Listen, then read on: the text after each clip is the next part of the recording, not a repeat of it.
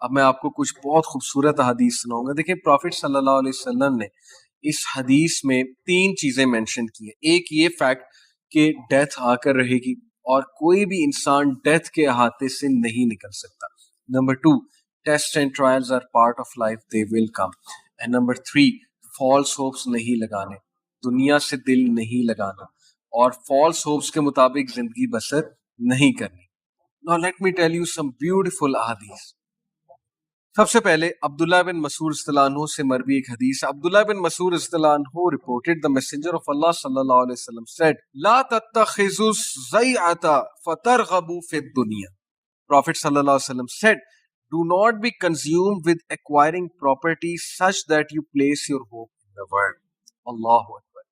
obsession کی بات یہ ہے کہ اتنے obsess مت ہو جاؤ پراپرٹی کمانے میں یا پراپرٹی بنانے میں کہ تم کنزیوم ہو جاؤ اس دنیا کی زندگی سے, اور اتنے کنزیوم ہو جاؤ, اتنے تھک جاؤ کہ تمہارے پاس نہ نماز پڑھنے کا ٹائم رہے, نہ ذکر کرنے کا ٹائم رہے, نہ کبھی زندگی میں قرآن کھولنے کی توفیق ہو, نہ قرآن سمجھنے کی توفیق ہو, نہ رشتہ داروں سے ملنے کی توفیق ہو, نہ صلہ رحمی کرنے کی توفیق ہو, نہ چیریٹی کرنے کی توفیق ہو, نہ دین پڑھنے کی توفیق ہو.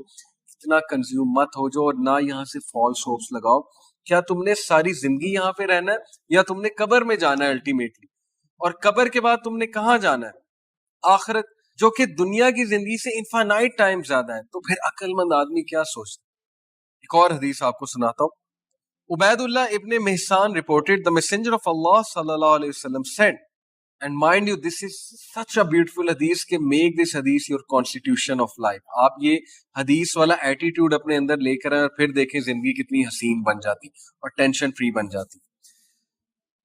قال رسول اللہ صلی اللہ علیہ وسلم من اصبح منکم آمنا فی سربہ معافا فی جسدہ عنده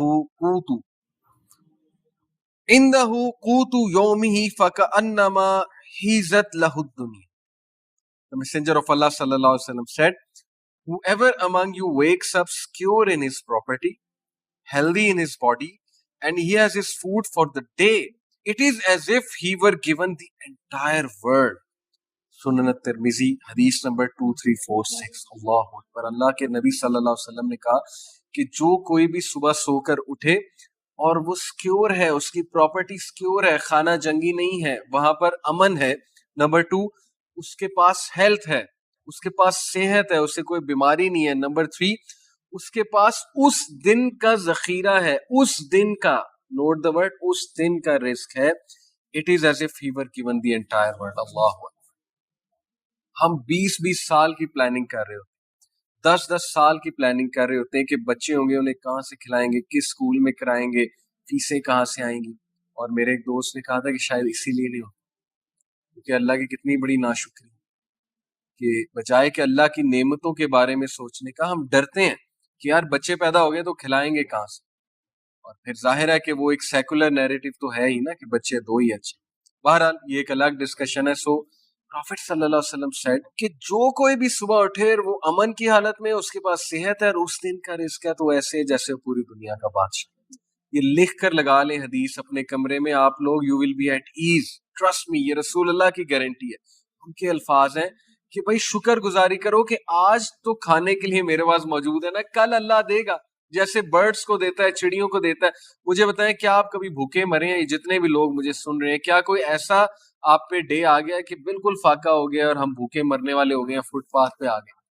تو اللہ تعالیٰ سب کو دیتا ہے, لیکن ہمارے اندر یہ ناشکری اور یہ تذبذب اور یہ بے چینی کیوں پیدا ہوتی ہے؟ Because we are always seeing Instagrams, we are always seeing Facebook, we are always following people, we are seeing pages of brands and clothes and cars. پھر ایک رشتہ دار کی پوسٹ آتی ہے کہ اس نے نئی V8 لے لی ہے, پھر ایک رشتہ دار کی پوسٹ آتی ہے کہ وہ تو فلانے ہوٹل میں سالگرہ منا رہا ہے, پھر ایک کی آتی ہے کہ وہ تو فلانی جگہ اٹلی میں یا تھائی لینڈ میں چھٹیاں منانے گئے ہوئے, اور میں یہاں کیا کر رہا ہوں, میں غربت میں رہ رہا ہوں یا غربت میں رہ رہی ہوں, میرے پاس تو کچھ بھی نہیں.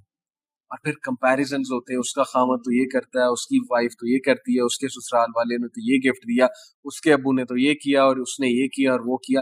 And this messes up our life, such a depress life, اتنی ہالو لائف, دوسروں کے ساتھ کمپیریزن اور اللہ کا شکر نہ کرنا اور